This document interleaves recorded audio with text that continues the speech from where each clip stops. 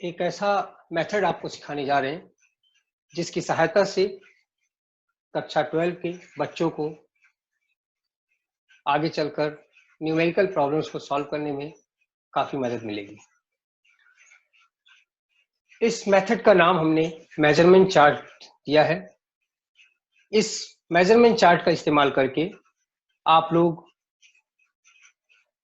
सामान्य तौर पे GNPMP, gross national product at market price, net national product at market price, gross domestic product at market price, net domestic product at market price, इसी तरीके से gross domestic product at factor cost, net domestic product at factor cost, gross national product at factor cost, gross domestic national product, net national product at domestic factor cost, जैसे 7-8 जो aggregates, national income aggregate से संबंधित है numericals, आपको आप किसी भी एक की सहायता से दूसरे को निकाल सकेंगे। आपको किसी भी प्रकार के कोई फॉर्मूला लर्न करने की जरूरत नहीं पड़ेगी। तो वास्तव में ये एक बहुत ही अच्छा एक्सपीरियंस होने जा रहा है और मुझे लगता है कि हमें बिना देर किए इसको स्टार्ट करना चाहिए। तो जैसा कि आप स्क्रीन पे देख सकते हैं, इस स्क्रीन पे आपको दिखाई पड़ेगा कि अगर हमारे पास gross national income at market price का फॉर्मूला है या उसकी डेफिनेशन है, तो इस डेफिनेशन की सहायता से हम बाकी सारे नेशनल इनकम एग्रीगेट्स को निकाल सकते हैं। जहां तक gross national product at market price की बात है, it is nothing but the money value of all the final goods and services produced by the nationals of an economy during a particular financial year is known as gross national income or gross national product at market price. It includes, no doubt, it also includes net factor income from abroad. तो जहां तक हम देखते हैं कि अगर ये GNPMP की डेफिनेशन हमारे पास है, तो हम मेजरमेंट चार्ट का प्रयोग करके आराम से निकाल सकते। अब ये मेजरमेंट चार्ट है क्या बोला? Actually, it's a unique device developed to deal with the concept related with the national income aggregates more efficiently, effectively, without taking much time and without learning any formula. सबसे पहली बात, इस measurement chart का इस्तेमाल करके आप किसी भी नेशनल इनकम एग्रीगेट को डिफाइन कर सकते हैं। आप 2 और मोर जो नेशनल इनकम एग्रीगेट्स के कंपोनेंट्स हैं उसके अंदर कंपेयर कर सकते हैं।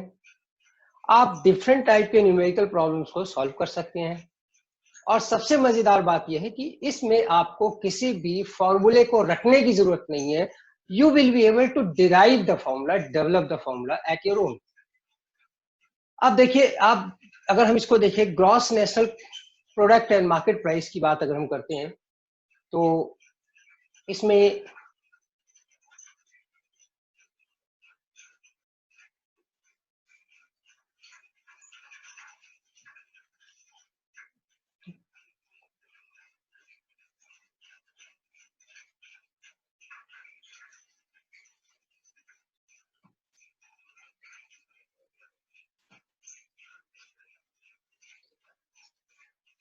ध्यान से अगर देखा जाए तो वास्तव में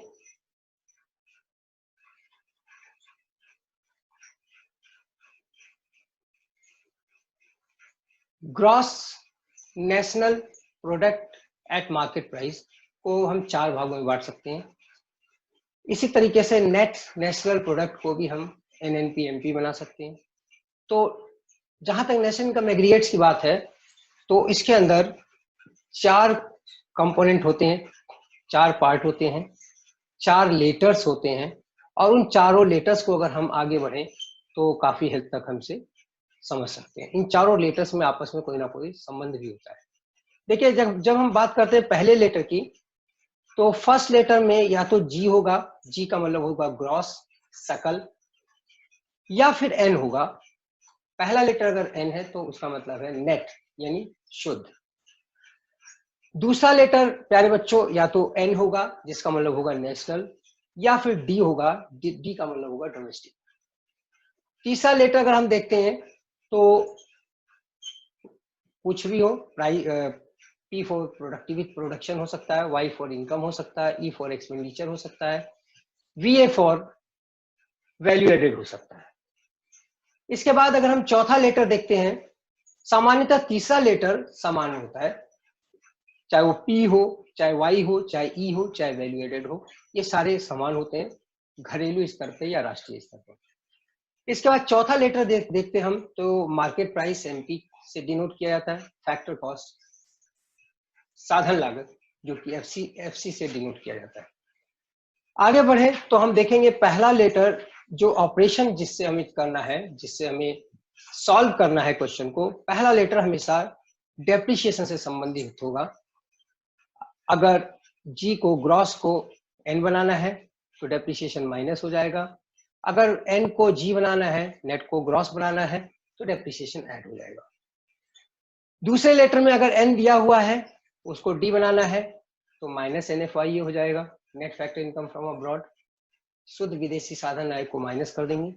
अगर D को N बनाना है यानी डोमेस्टिक को नेशनल बनाना है तो उसी चीज को ऐड कर देंगे। तीसरा लेटर प्यारे बच्चों मैंने बताया आपको, production P for production, Y for income, E for expenditure, VA for value added, ये सारी चीजें समान होती हैं। तीसरे लेटर के बारे में आपको कोई चिंता नहीं करनी है, इसमें आपको कोई चेंज नहीं करना है। चौथा लेटर अगर MP दिया हुआ, मार्केट प्राइस दिया हुआ है, साधन लागत पे निकालना है, FC निकालना है, तो आप इसमें माइनस NIT कर देंगे, नेट इनडायरेक्ट टैक्स को माइनस कर देंगे। अगर FC दिया हुआ है और MP बनाना है तो NIT को ऐड कर देंगे। अब ये आपके सामने एक मेजरमेंट चार्ट है, इस मेजरमेंट चार्ट की तरीके की सहायता से आप किसी भी एग्जांपल को, किसी भी नंबर क्वेश्चन को सॉल्व कर सकते हैं।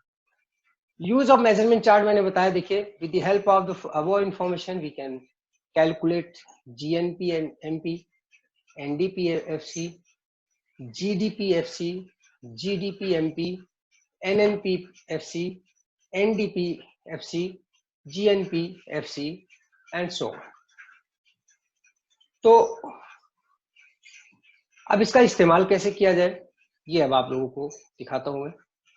मेजरमेंट चार्ट अगर आपका तैयार हो गया है तो ये देखिए, अगर हम एक एग्जांपल लेते हैं क्वेश्चन के रूप में, with the help of the given information regarding an economy you have to calculate GNP-MP, NDP-FC, GDP-FC, GDP-MP, इसी तरीके से आप कुछ भी निकाल सकते हैं। जो डेटा आपको दिया हुआ है, net national product and market price दिया हुआ है, रुपीज इन करोड़ में है, डेप्रिसिएशन दिया हुआ है, mixed income of self employed दिया हुआ है, नेट इनडायरेक्ट टैक्स दिया हुआ है, net factor income from abroad भी दिया हुआ है। अब इसमें आपको सबसे पहले देखिए जो गिवन है वो net national product and market price given है, NNP-MP, और NNP-MP निकालना आपको सबसे पहले है GNP एट फैक्टर कॉस्ट।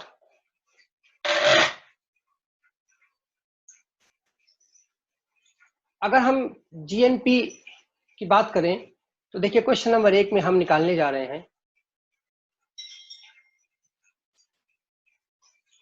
जब हम कंपेयर करते हैं, यहां देखिए हमें GNP-MP निकालना है, और अगर ध्यान से देखें यहाँ GNP-MP को निकालना है, रिक्वायर्ड है, required format is equal to given plus और माइनस ऑपरेशन। जब हम GNP-MP हम निकालने जा रहे हैं और हमारे पास क्वेश्चन में NNP-MP दिया हुआ है, तो अब आप देखिए पहला लेटर जब हम कंपेयर करेंगे, फर्स्ट लेटर में देखिए N गिवन है, ये N गिवन है और G रिक्वायर्ड है। अगर N गिवन है, G रिक्वायर्ड है, मेजरमेंट चार्ट पे आप नजर डालिए, आप पाएंगे कि आपको डेप्रिसिएशन ऐड करना है, तो you have to just write plus depreciation. Now you can see NNP-MP is given as 3000।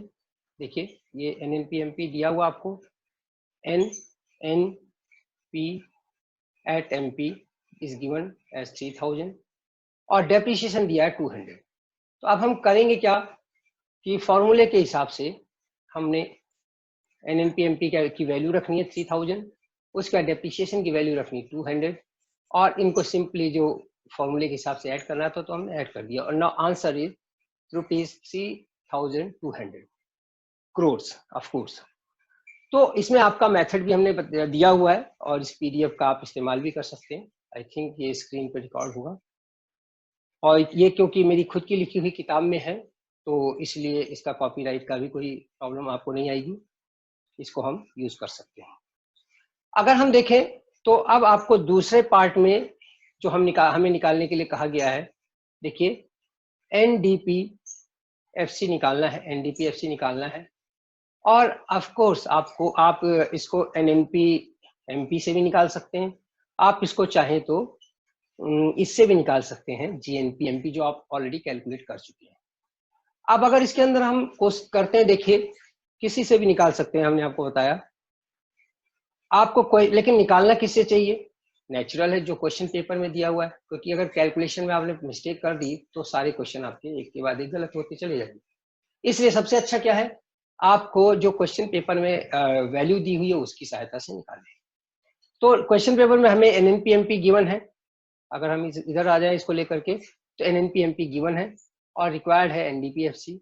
अब देखिए फर्स्ट लेटर जब हम कंपेयर करते हैं तो एन गिवन है, एन रिक्वायर्ड है, कोई ऑपरेशन नहीं होगा क्योंकि वो एक दूसरे को साइलेंटली ऑब्जर्व कर लेंगे, no reaction because they are same.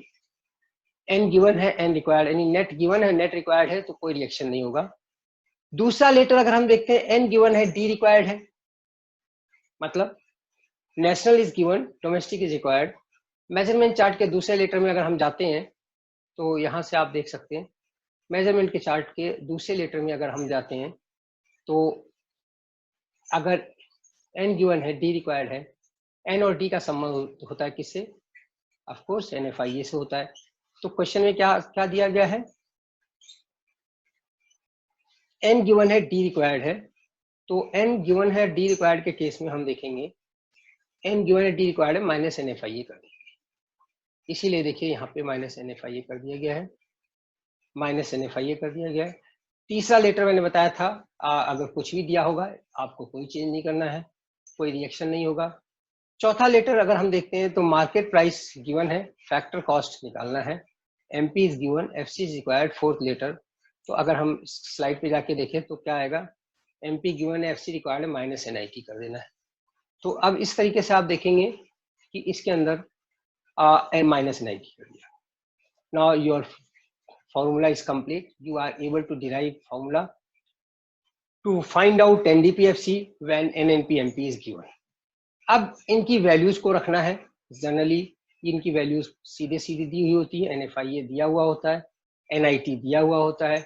अगर नहीं दिया हुआ है तो मैं अपने नेक्स्ट स्लाइड में आपको इसके बारे में बताऊंगा कि अगर नहीं दिया हुआ है तो इसको कैसे निकाल सकते हैं। थोड़ा सा इसमें हम बताना चाहेंगे।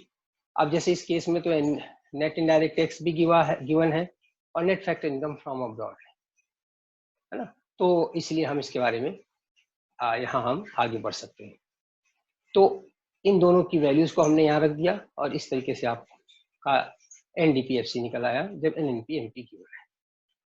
इसी तरह अगर हम सी में जाएं तो क्वेश्चन नंबर सी की अगर हम बात करें, तीसरा क्वेश्चन देखेंगे तो इसके अंदर देखिए क्वेश्चन नंबर 3 जो आपके सामने निकालना था सी, वो निकालना है जीडीपीएफसी। अब जीडीपीएफसी निकालना है आपको और एनएनपीएमपी गिवन है, जीडीपीएफसी निकालना है, एनएनपीएमपी गिवन है। देखिए जीडीपीएफसी निकालना है, एनएनपीएमपी गिवन है, जी को एन बनाना है, जी को एन बनाना है,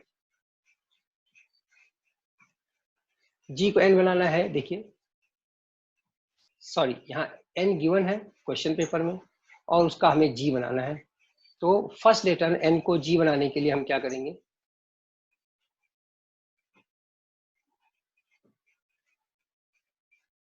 एन को जी बनाने के लिए मेजरमेंट चार्ट में जाइए, आप देखेंगे एन को जी बनाने के लिए आप डेप्रिसिएशन को ऐड कर देंगे। उसके बाद दूसरी जगह जब आप देखेंगे कि एन को डी बनाना है, नेशनल को डोमेस्टिक बनाना है, तो एनएफआईए को माइनस कर देंगे। सेकंड लेटर में अगर आप कंपेयर करें, एन गिवन है, डी रिक्वायर्ड है, माइनस एनएफआईए कर सकते हैं। एमपी को एफसी थर्ड लेटर में कोई चेंज नहीं होगा, कोई रिएक्शन नहीं होगा, फोर्थ लेटर में एमपी गिवन है, एफसी बनाना है। अब आप इसमें एनआईटी को माइनस कर देंगे। तो इस तरीके से आप देखेंगे कि वास्तव में आपके लिए बहुत आसान हो जाएगा कैलकुलेट करना। ये तो कैलकुलेशन की बात। अगर हम चाहे तो इसका इस्तेमाल, देखिए बहुत सारे क्वेश्चंस मैं आपको दे रहा हूँ, इसको आप निकाल सकते हैं, है ना, ये ऊपर से नीचे तक। डी वाला देखिए हमें दिया हुआ है, देखिए एनएनपीएमपी गिवन है क्वेश्चन पेपर में, और जीडीपीएमपी निकालना है, एन को जी बनाना है, ऐड किया डेप्रिसिएशन। दूसरा लेटर एन को डी बनाना है, एन को डी बनाना है, माइनस किया एनएफआईए। तीसरा लेटर पी, पी बराबर है, fourth letter MP is equal to MP. इस प्रकार से आप देखेंगे कि ये आराम से वैल्यूज को रखो, क्वेश्चन को सॉल्व करो। सबसे मस्त चीज इसके अंदर ये है कि आपको याद नहीं करना है किसी प्रकार से, है ना। तो अगर आप चाहें तो इसका इस्तेमाल वैल्यू एडेड में भी कर सकते हैं। उसके लिए आपको जीवीएमपी निकालना पड़ेगा। जीवीएमपी हम जानते हैं कि gross value of output and market price में दो चीजें होती हैं, sales plus change in stock. और इसमें से सेल्स और चेंज इन स्टॉक का क्योंकि माइनस में दिया हुआ है तो इसको माइनस कर देंगे। और इस तरीके से जीवीएमपी निकलने के बाद आप इसको मेजरमेंट चार्ट का ये फॉर्मेट में आ जाता है। एनबीएफसी देखो इसमें निकाला जा रहा है। एनबीएफसी निकालने के लिए आप देखिए पहला लेटर जी है, एन बनाना है, माइनस डेप्रिसिएशन किया जा रहा है। दूसरा लेटर वी है, वी गिवन है, वी रिक्वायर्ड है, no change. Third letter A given, A required, no change. Fourth letter MP required, FC given, FC required, MP given, minus NIT. इस तरीके से आप इसको सॉल्व करने में यूज कर सकते हैं। प्यारे बच्चों, ये ऐसी टेक्निक है जिसमें आपको फॉर्मूलों को रटना नहीं है और नेचुरल है। इसका फायदा आपको आने वाले दिनों में मिलना है और बहुत अच्छे से मिलेगा, इसमें कोई दो राय नहीं। देखिए